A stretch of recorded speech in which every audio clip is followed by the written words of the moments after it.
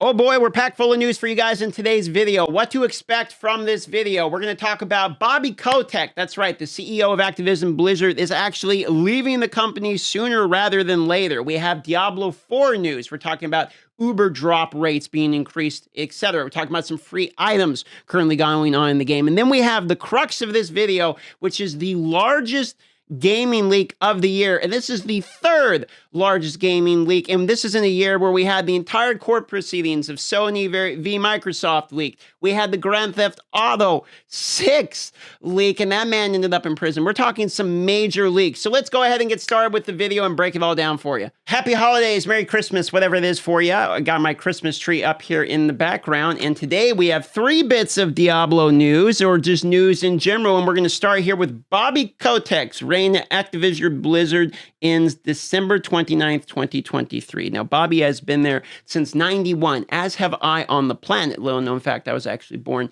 in 91. I'll be 33 next year. And this man has been doing that job basically the entire time I've been alive. So he's been around for StarCraft, Overwatch, Call of Duty, Diablo, basically all of them. But that comes to an end on December 29th, which some people might actually find quite appealing. Now, this news is coming from an internal memo in which Phil Spencer states it is going to be business as usual.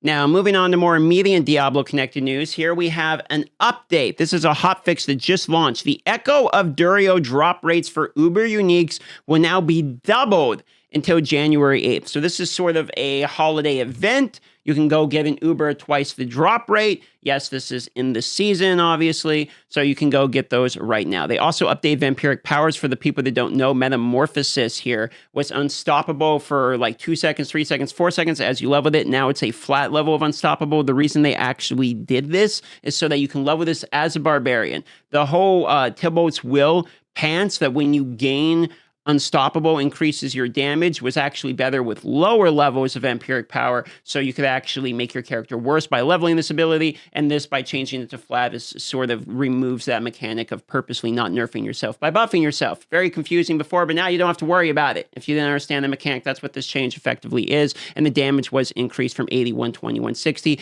to 110, 180, 250.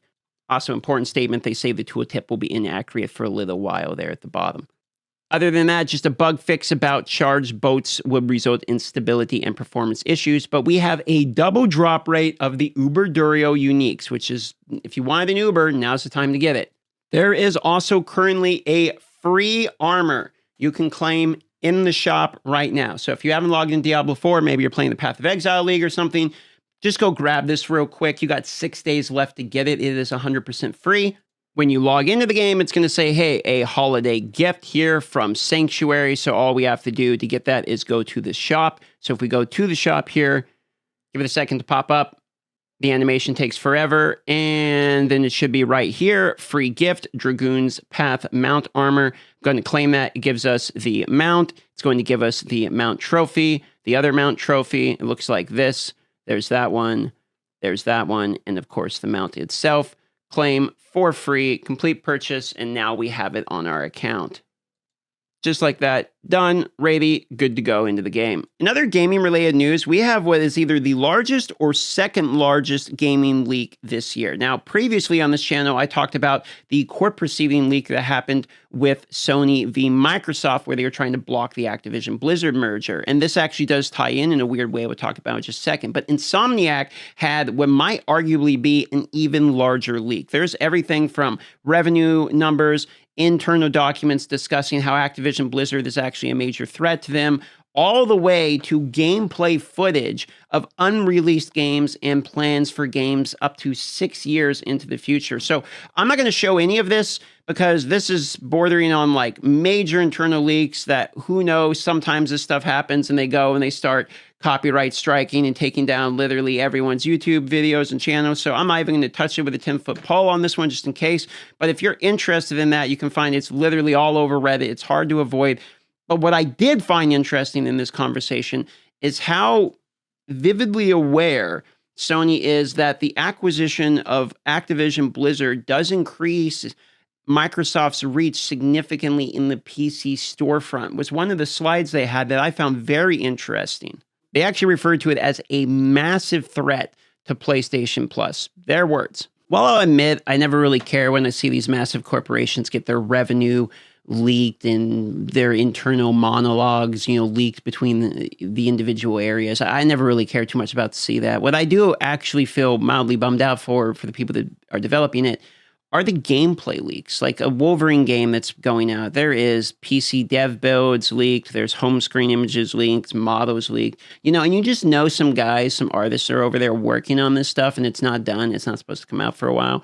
And they're seeing all of the work that's not completed being leaked and judged right now. And very rarely do I find myself in a position where I look at these massive corporations or these gaming studios and I feel a real empathy for them. But, in this type of situation, I kind of do, to be honest. I think leaks actually really suck when it comes to spoiling some games that might be coming out in the future. To give you an idea, I mean, you can see the tutorial. There's one Reddit post that literally has the entire plot line. Just, here you go read it. And that's just kind of, I mean, I could imagine I'm making a game for years because that's what it takes in this day and age. And then there it goes on, the whole thing's leaked. That would be kind of a bummer. But the craziest part out of all of these leaks is how it actually happened. There was essentially a ransom hacker group that got a hold of this called Rycidia, something like that.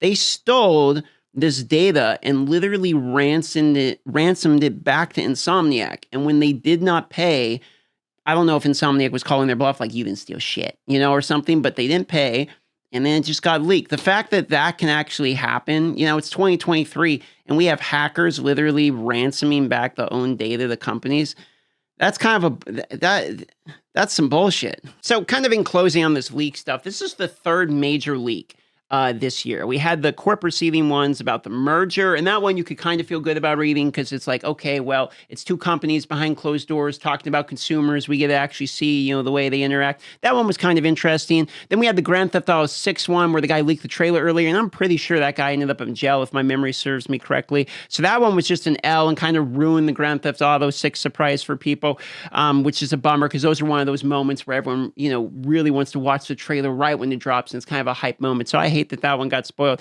And then this one is a literal hacker ransom that they hack somebody and then they didn't pay. And that's just sort of like the guy was just in it to take money from the company and then just ruined it when he didn't get paid off. So it's hard to feel good about these last couple leaks. I'll be honest. If you're someone who really enjoys leaks, there's a lot of stuff for you to look into right now. But the last couple leaks were kind of an L, just in my own personal opinion. But the good news is Diablo got some cool stuff today. You get the free horse armor. That's pretty cool. You get the double Durio drop. So if you're going to farm uniques, I'm probably still not going to log into farm uniques. To be honest with you, I'm waiting for season 3. But if you're farming uniques, you got double drop rates to January 8th, and Bobby Kotick's out of there. So there's some W's to be had. That's about it. Love you all. I'm going to go live right now for some Path of Exile, as a matter of fact. So I will see you there.